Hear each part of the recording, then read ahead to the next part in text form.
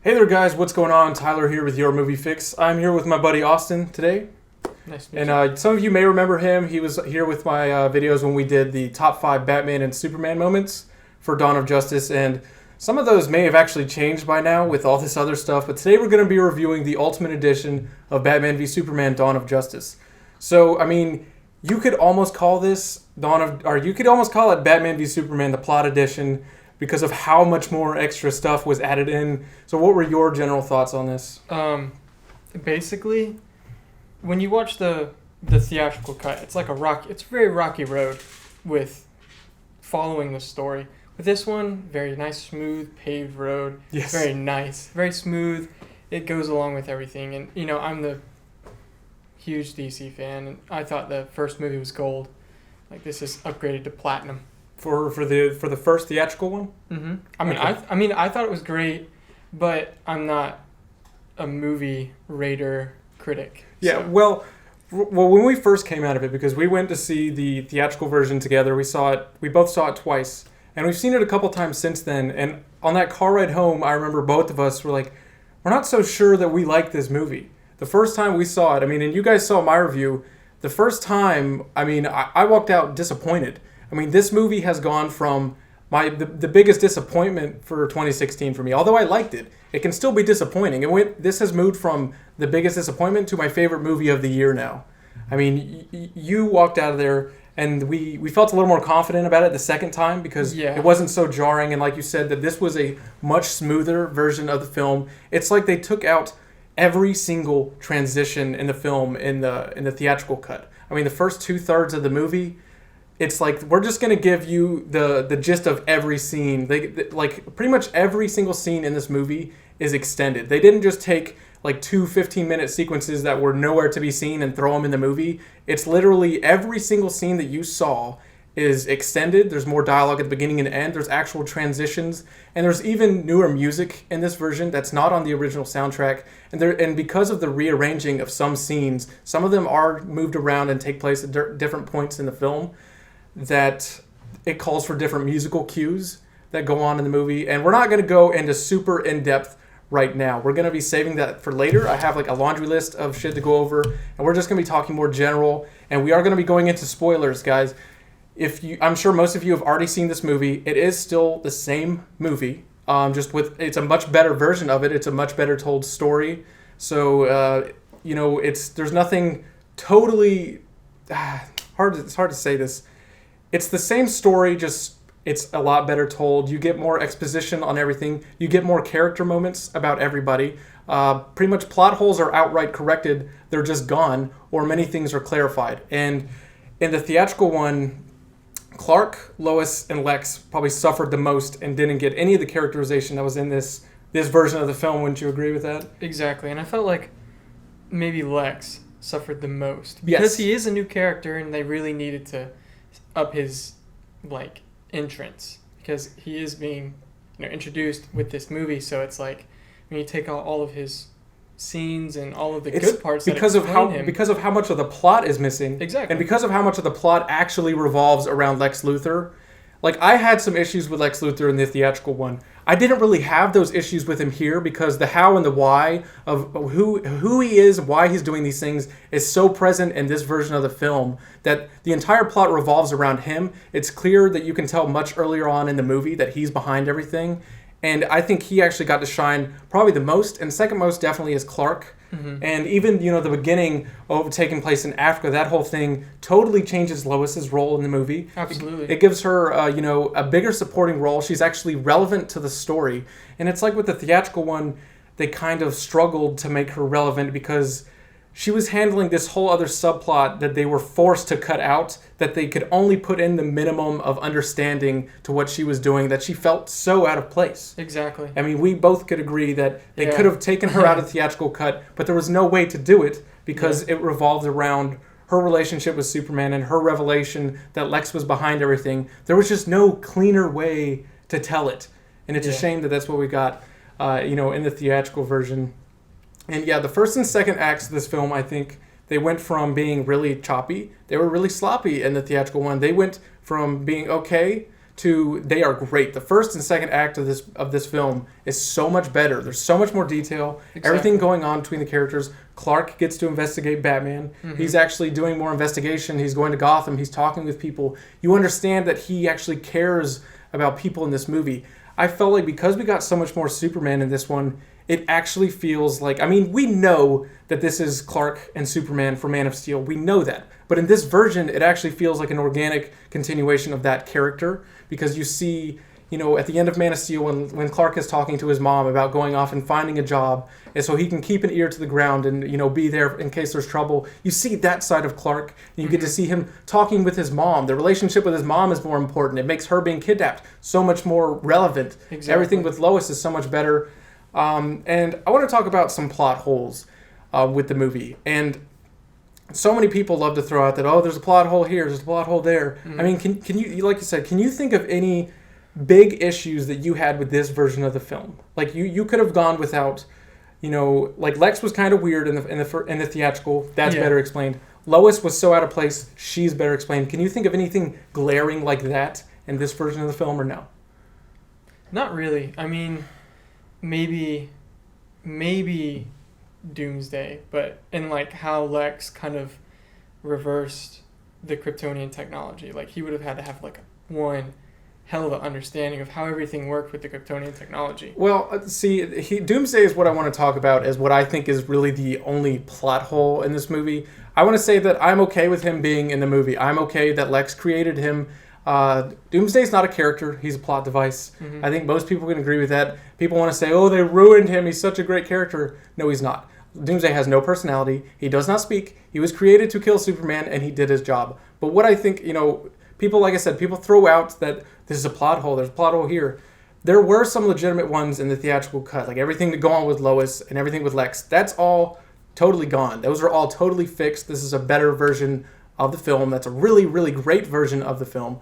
But, something I think is a plot hole is the fact that Lex created Doomsday, because the whole thing is that he's a xenophobe. He hates aliens. Mm-hmm. He doesn't want these beings with great power out there, but he still created a monster. So is it a plot hole? Because a plot hole is something that goes against the logic of something within a movie. Each movie has its own contained logic and laws of what things in the movie should abide by. And the fact that Lex is a xenophobe, he hates aliens, yet he still created Doomsday, was that so much of a plot hole? Or was it the fact that Lex was kind of going off the deep end? Because a younger Lex in the comics is more volatile. He makes these big mistakes. He does these crazy things. So would you say that it's more of a plot hole that he created Doomsday? Or did it fit that Lex was kind of losing it? And he's like, I want to get rid of Superman, so he does this. Yeah, I mean, and it gets out of control. I think that's what it was, because I feel like,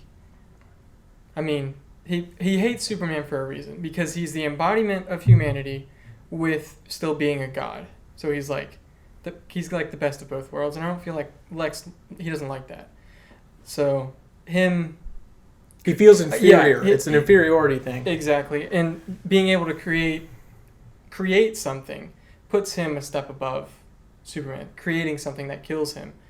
And I'm not really sure if Lex really knew how uncontrollable Doomsday was actually going to be. Yeah. I thought, because he was acting like Doomsday was going to be best friends, hey Pop, type of thing. And he was the first one that Doomsday tried to kill. So it's kind of like... Yeah. And in very Superman fashion, he saves Lex. Even after he just pushed his, fiance off a building and he kidnapped his mother, who's going to kill her. He's like, I'm still going to save you. And I've seen this, that it's a plot hole that, what was he going to do if Doomsday killed Superman? It kind of doesn't matter, because Superman stopped him. That's how it ended. That's how what would have happened to Doomsday, is he got killed by Superman. And could you, some people still saying, you could have just gave the spirit of Wonder Woman to kill Doomsday. One, she was preoccupied with holding him down. And can you imagine the uproar with people already being, thinking that, they already put Doomsday in the movie. What if you got Doomsday in a movie, and not only does he not kill Superman doesn't even kill him. Mm-hmm. Imagine how that definitely would not have pleased anyone if Wonder Woman killed Doomsday and she gets out scot-free. Yeah. That this was Superman's sacrifice, and you felt his sacrifice a lot more in this version of the movie. It was a lot more. It was further drawn out. Yeah. You felt it. Yes. Even the conversation between him and Lois before he gets up. Yes. And goes. And we're going to go all in about the details of his death and stuff like that. So what was your rating for the theatrical cut, and what's your rating on the Ultimate Edition? See, when I try to rate it with like a critic's mindset, and the theatrical cut I felt like was a 6, but I loved the movie. Yes. So I try to set my personal preferences aside. Like, I love Batman, so I kind of have to put that aside when I grade a movie. So definitely like a 6 because it was so choppy. The story it wasn't there. It was there, but it was like just the bones of it. The theatrical version was like this bastardized, abridged version of the Ultimate Edition. It really was. I mean, it was just an atrocity compared to what this version is. That's just how it was. But what would you rate the Ultimate Edition? Oh God, like 9.5. Like it wasn't perfect. I'm not gonna say it was perfect, but damn, it was close. It was. And those of you that saw my review of this initially on the theatrical cut, I gave it a 7 out of 10. And again, I was disappointed with it. I thought it could have lived up to being so much more.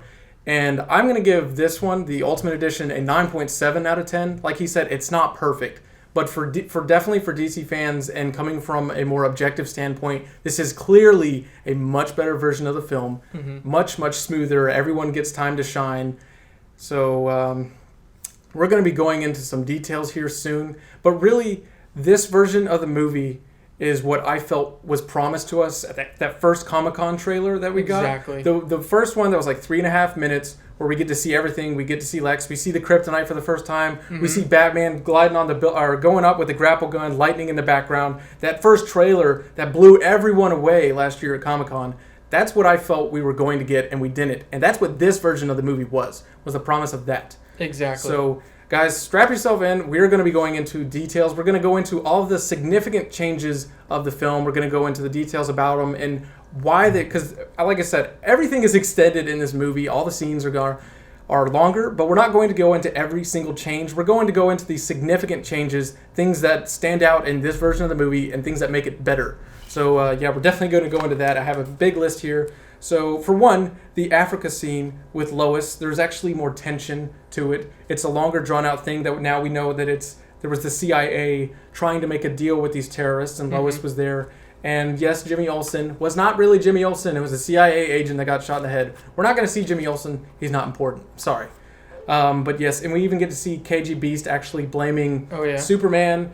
I think he was like on the phone or on the radio, and he said something about like he's coming. Like they were definitely anticipating Superman coming down, and then they burned the bodies of everyone. Exactly. And that's what really showed that that's what really needed to be shown, because in the theatrical one they make it seem like they're trying to blame Superman, something about the bullet.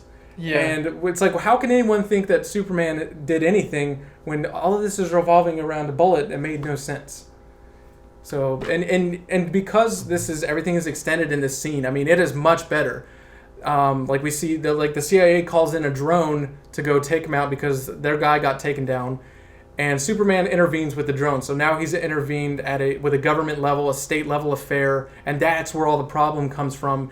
And because it's extended, like there's actually tension in the scene, specifically when the Warlord is talking with Jimmy before he kills him. Lois is trying to figure out what's going on. And then there's even an aftermath of KG Beast, like going down, taking more people out. Lois just looking at all the stuff that's going on because the CIA is here now. It's just a much better thing that went down. And something else that they did in this version of the movie, we got hints of it in the theatrical cut that we got to see a little bit more. And something that's really prevalent in the Dark Knight Returns story is the use of the television screens and seeing how like things on the news, like specifically like in this version, how the cops that respond to the first Batman appearance, they're watching a football game with Metropolis and Gotham. It's little things like that. We get to see more of Jon Stewart on the news bashing Superman, things like that. And that's something that was a really big thing in the Dark Knight Returns.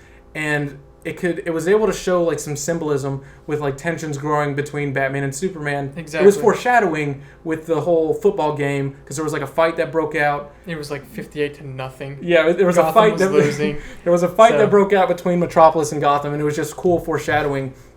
And that leads into the first sighting of the Batman. The cops go And even that was something that was drawn out a little more with more tension, like with the cops figuring out like what the fuck is going on here. Exactly. And like it's a lot more drawn out with them going up the stairs, hearing more things going on, with being more scared. Like this movie got to breathe. That's definitely what it needed. And every scene got to breathe. It got to flow. Even though it was 3 hours. I mean, it's a long movie. It is, but it flows. Yeah. Like nothing was so jarring and out of place that things that were in the theatrical cut were received better in this because you got to understand everything that really went on. Exactly. And in that first appearance of Batman, just it's gold. Mm-hmm. Seeing him up on the wall like that. Xenomorph. Yeah, it was very much like an alien. And something else, like this is one of the scenes that was rearranged in the theatrical cut, was when after Batman's branding the guy, or you see the guy that gets branded, it cuts to Batman going down the elevator in the Batcave talking with Alfred. That comes later. Now it goes from the guy getting branded to, it shows Lois in her apartment. She's unpacking everything. She's looking at her shirt. It's all bloodied. She's getting home from this big mess that just happened. And then we see the scene of Lois and Clark in the bathtub. That's a little bit more extended. But placing this scene here gave a really great contrast because it goes from Lois and Clark in the bathtub to now it cuts to Batman alone going down on the elevator. So we see Clark, he has people around him that love him, and then we have a solitary Batman coming down, holding his arm like that, going down on the elevator. And there were a lot of things like that showing contrast that were so good. Let's see what we got here. And instead of Clark finding out about the guy getting branded on the news, that's what happened in the theatrical cut. Instead, he's watching the African woman on the TV. Mm-hmm. And that actually, it explained, instead of having him watch it on TV, he actually goes to Gotham and investigates. But we'll go over that a little bit more. And I felt in the theatrical cut that Wallace O'Keefe, the handicapped guy, I felt like he was a little out of place. Like in the theatrical one, like I get it that he was being used by Luthor, but it wasn't quite so apparent. I mean, he just felt kind of weird. Yeah. And we did get just a little bit more with Wallace O'Keefe in this, and seeing him, yes, he's angry at Superman, but he doesn't want to like kill anybody or kill Superman or with that. But and you get to see a scene of him actually going to Senator Finch, mm-hmm. and he presents like an argument, like, my wife left me, like I can't even stand up to go to the bathroom anymore. Like you can tell that he's more angry at Superman, and you get a better understanding that he's getting manipulated by Lex. And something else that was in the movie that we get to expand upon here, like this was in the theatrical cut with Jenny talking to Lois. She says, "Crime Lab on 3, Lois," and then she answers the phone. And now we understand that Lois is actually doing this entire investigation mm-hmm. behind Clark's back with the bullet. And we know that Jenna Malone, who everyone thought was going to be Batgirl, she's playing a Star Labs scientist, and we get to see more of her. What do you think of that whole explanation with the bullet and getting the inclusion of her investigation? It was great. It really explained where the hell Lois was during all of this, because you don't know in the theatrical version. It really shows that journalist side of Lois, that she's willing to go to almost any length, even if it upsets Clark, to get her story. And I like I said, this version makes Lois relevant to the story, and it makes her a lot more likable. I mean, I love Amy Adams as Lois Lane. I still think Erica Durance from Smallville was the best, but Amy Adams is really great in this. And people seem to have an issue with, like, oh, what's going on with this bullet? She's an investigative journalist. Like, I don't think people understand that she left what was basically a crime scene. She's doing ballistics. Like, that's what you do. That was her only lead to go off of, was this bullet. That's the only thing she had. She was investigating her only lead. So I don't see what was really wrong with people thinking that made no sense. But she was an investigative journalist going off of her only lead to solving this case. Because that's what anybody else would have done if they had that bullet. Any other person in real life, they would have done ballistics on the bullet. They would have found out where it came from, the metal it's made from. That's all what they do in reality. So It was a nice reflection of that. And something that was really cool that they showed was when Wallace O'Keefe spray painted onto the Superman statue, and then Perry says something about end of love affair with man in the sky, and it shifts to Lois looking really concerned, and she's looking at Clark, and Clark is looking really upset after having watched this stuff on the news about them, defacing the statue, and she's looking at Clark, who's really upset, and it makes her really concerned, and it just adds on to the "Can I be with you? Is it possible for me to be with you?" That we got to see more of that explained in this version of the movie for sure. How did you feel about Clark going to Gotham to investigate the African lady, the one she wasn't an actress, but the lady who was like the witness for this whole event? The one with the son. She had the he went to investigate the one who testified, and she wasn't there. How'd you feel about that whole thing? Seeing Clark, actually seeing him use his journalism, skills. It was cool because, like I said, in the theatrical cut, you don't get that. You don't get that's his job. That was the whole point of the end of Man of Steel, was that, hey, I'm going to be a journalist, I can keep my ear to the ground, understand what's going on. And now he gets to do that. We get to see him do that. Yeah. We get to see the human side of him, that the human loving side of him. And he's actually just being nice to these people. He's like, hey, exactly. I just want to talk to this lady. Is she here? Is she around?